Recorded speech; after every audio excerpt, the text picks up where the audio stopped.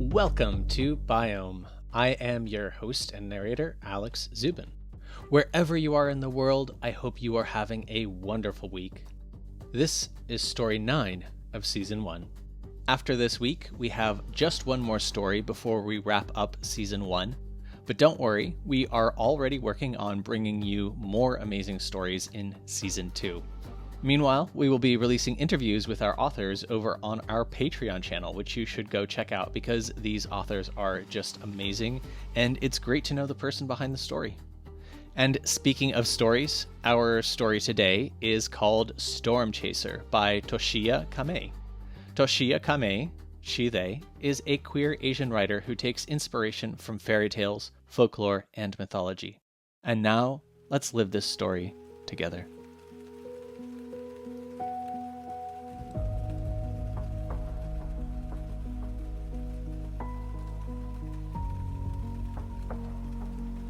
As my solar-powered plane catches an updraft and soars over Nuevo Horizonte, my apartment recedes into the verdant background.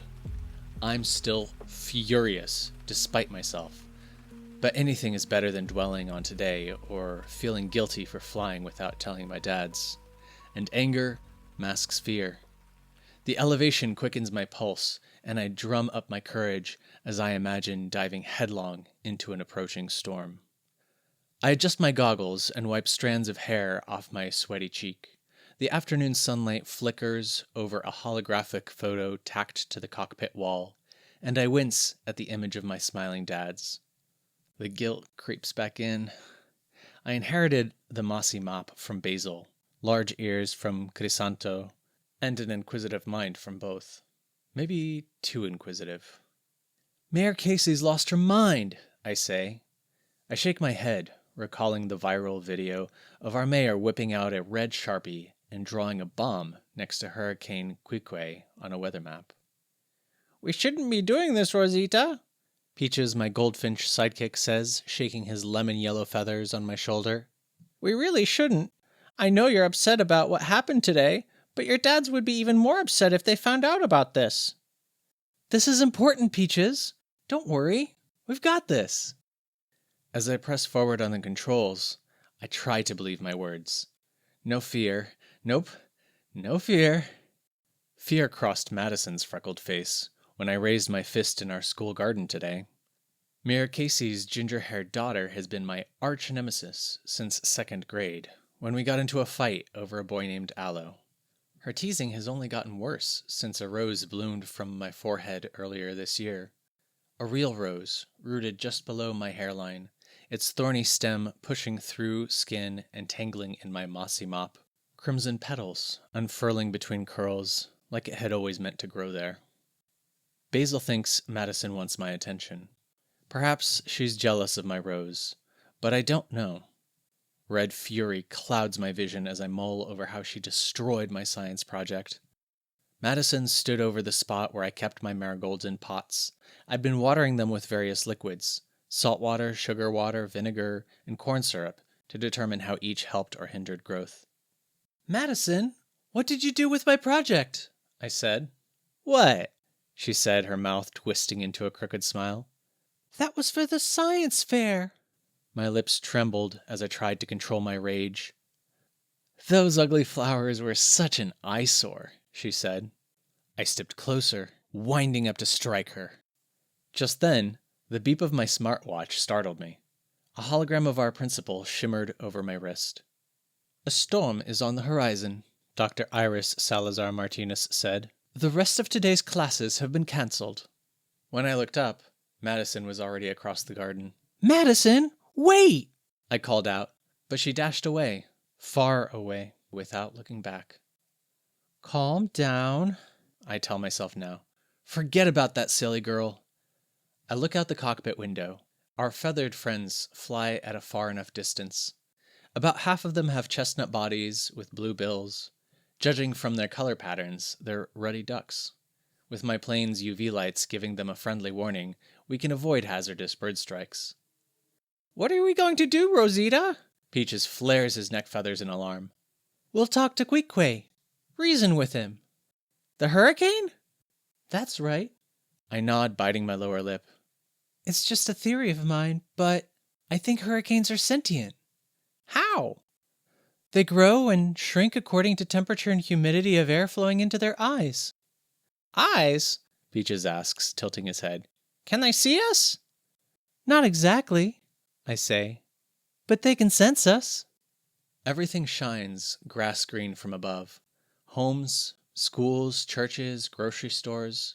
My coiling hair, freckled skin, and synthetic clothes are emerald tinged in the tingling sunlight.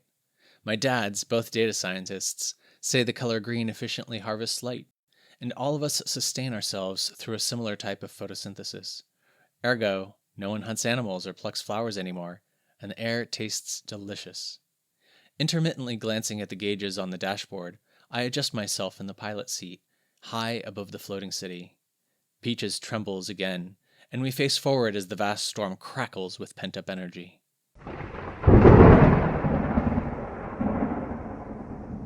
Trouble ahead, Rosita! Peaches coos over the low hum of the solar-powered engine. I tighten my grip on the control clutch. I tie back the rose from my forehead and keep the petals out of my eyes. I can't afford to blink now. Darkness permeates the cockpit, and the control panel hisses and blows sparks. A chill runs down my spine. Watch out, Rosita! Peaches lets out a piercing alarm, and adrenaline rushes through me. The darkness sucks the chlorophyll out of me. My skin loses its green tint, and my rose shrivels. Queequeg pulls me into his grip, and my knuckles on the rudder turn pale. I nosedive as the storm wraps himself around my airship. I close my eyes and I keep them shut. I'll get crushed otherwise. When I open them, I'm floating. You're a bit of a daredevil, aren't you? The storm thunders. Queequeg! I shout, my voice breaking. I've come to warn you. Peaches screeches beside me. Our mayor wants to bomb you. Ha ha ha ha ha ha. Is that so? Queequeg's cackle hurts my ears. That's the funniest thing I've heard in ages. I know you may be angry, I say. I get angry too sometimes. But here's my advice. Take deep breaths, count to 10, and walk away. Silence fills the cockpit. Queequeg slowly invades my consciousness, breaking into my thoughts. Our minds converge. I give in, letting go of everything. A jolt of power surges through me. I'm Queequeg, powerful and dangerous. I can obliterate anything in my path. My anger becomes his, and his anger becomes mine. In my mind's eye, lashing rain hammers down on beaches, erasing the screams of drowning swimmers. Gales tear trees from the ground, heave stones to smash windows, and rip roofs off houses.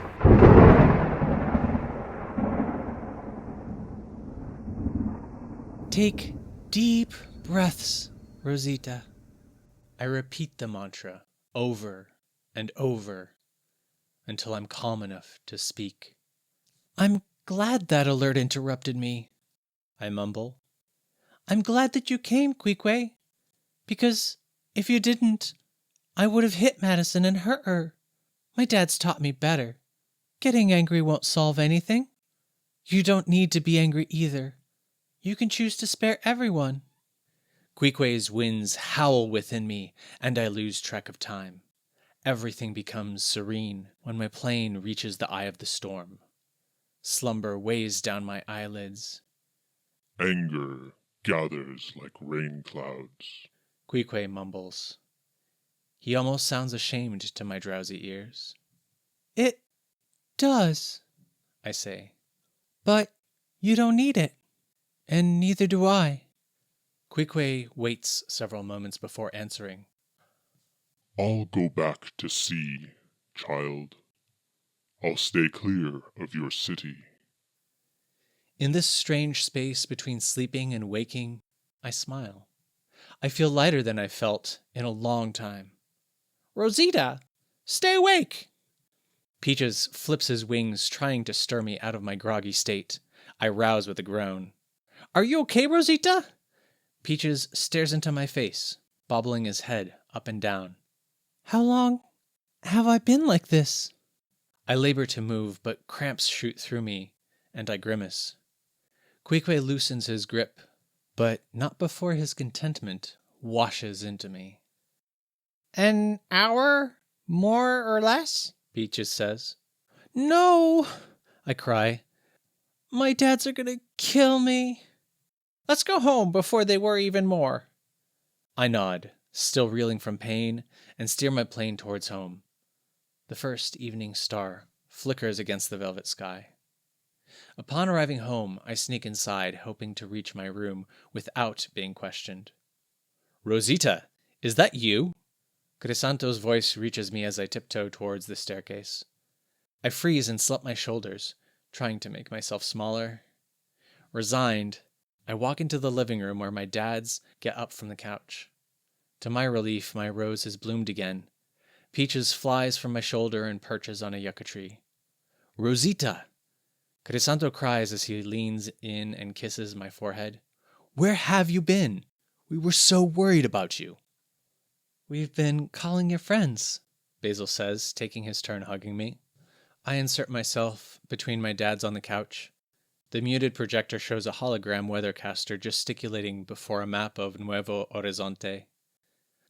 I was working on my science project, I say, averting my gaze. Guilt gnaws at me. Crisanto frowns and shakes his head. Basil, however, smiles indulgently. How are your plants doing? Basil asks. Madison destroyed them, I say. That's horrible, Crisanto says, his frown deepening. Do you want me to talk to her mother?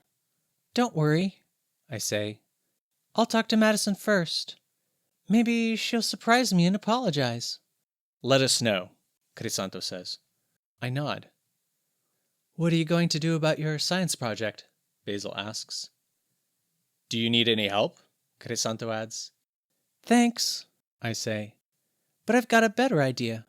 I think this one is even better. I hesitate, rubbing my palms against my jeans. I came up with it because I didn't have the plants anymore. Basil tilts his head. Came up with what? I knew I couldn't redo the experiment in time, I say. So I thought about what else I'd been observing. Something no one would believe unless I documented it with timestamps and pressure readings, voice logs, all of it. What is it? Crisanto asks. I talked to Queequeg, I say, feeling my cheeks warm.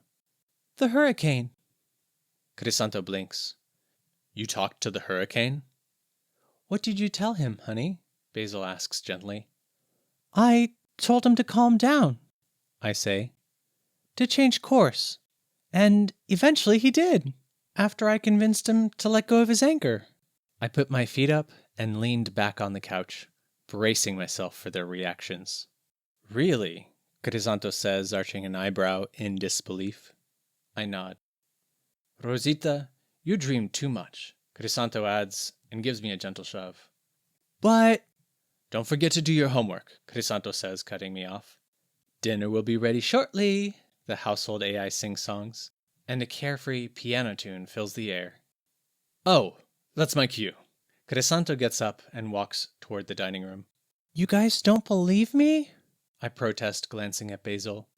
I do, Rosita, he says. He puts his hand on my shoulder and squeezes. The clinking of tableware reaches me.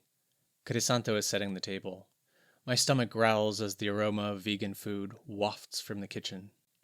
With a graceful sweep of her hand, the weathercaster seems to orchestrate Queequeg's movement as he deviates from his collision course. She places her hand on her chest with a sigh of relief, letting viewers know that we've been spared the hurricane's wrath. See? I say, sticking out my chin with pride. Basil gives me a knowing glance and a slight nod toward the dining room. I'm proud of you, Rosita, he whispers, leaning closer. But if Crisanto catches you doing anything so dangerous, you'll be grounded for good. I smile at Basil, savoring our shared secret. I turn off the video and we join Crisanto for dinner.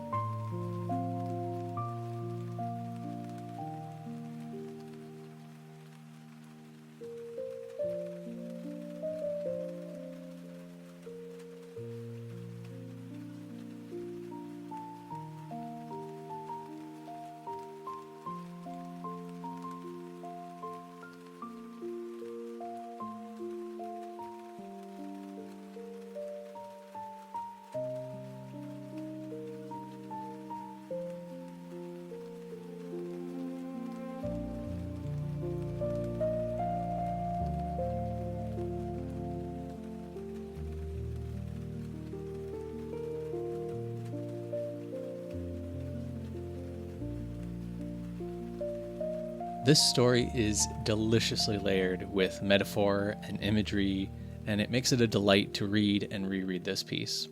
Rosita's blooming rose is mentioned close to the mention of the boy Aloe, whom she and the other girl are competing over. They're both clearly interested in him, and this clues us into the fact that Rosita is changing. She's growing up. She's not a little girl anymore. At the same time, she's struggling with intense emotions that adolescence brings on, and maybe this is why she can speak with the hurricane Quique. Like the storm, Rosita is a force of nature, and inside herself, she is a storm of emotions and new feelings, and they can be destructive, but she's trying to learn to control herself, and we see that in this story.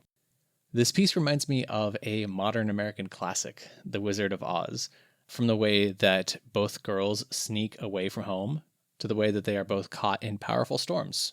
In Wizard of Oz, Dorothy is caught up in a tornado, and in this story, Rosita is caught up in the power of a hurricane. She's actually captured by it, and we see her spending time with the hurricane with Quique. But unlike Dorothy, Rosita actually courageously sought the storm herself, and she was determined to save those she cared for from the very beginning, unlike Dorothy, who tried to outrun the storm and was caught by it anyway. Another similarity is the way each story navigates contemporary references and imagery to firmly ground itself in concerns of the time. So for The Wizard of Oz, the critiques center around the use of the gold standard and corporate monopolies, and the different characters of the Cowardly Lion, the Tin Man, the Scarecrow. These all represent different social groups that were important at the time. Meanwhile, in Storm Chaser, the story imagines a world in which some people have become so intimately intertwined with nature that they are part plant, such as Rosita and her family. And perhaps this represents the desire that many of us have to reunite with nature and to go back and become part of nature again. On the other hand, there are others in society who threaten to foolishly bomb weather systems. Again, an image that should be familiar to many listeners. Ultimately, however, the message is that of peace and forgiveness, and it's a wonderful note for the story to end on, and an important message for us to carry forward in our lives. So what did you think of this story? Email me at biomespec@gmail.com. You can also find the email address in the show notes. I'd love to hear from you. As a reminder, we launched a poll over on Patreon to see what Season 1 story resonated most with you. Which one was your favorite? Which one did you tell all of your friends and family and pets about? The poll is totally free, and the link to it is in the show notes. I'll announce the results when we close out the season. I also want to give a special thank you to Chanella, our Biosphere supporter and a vital part of what Biome is becoming. And of course, if you haven't done so yet, please remember to follow Biome so you get each story as soon as it drops. I invite you to join me for our next incredible story coming out next Tuesday. Thank you for listening to Biome with me, your host and narrator, Alex Zubin. Until next time, farewell, wherever the days take you.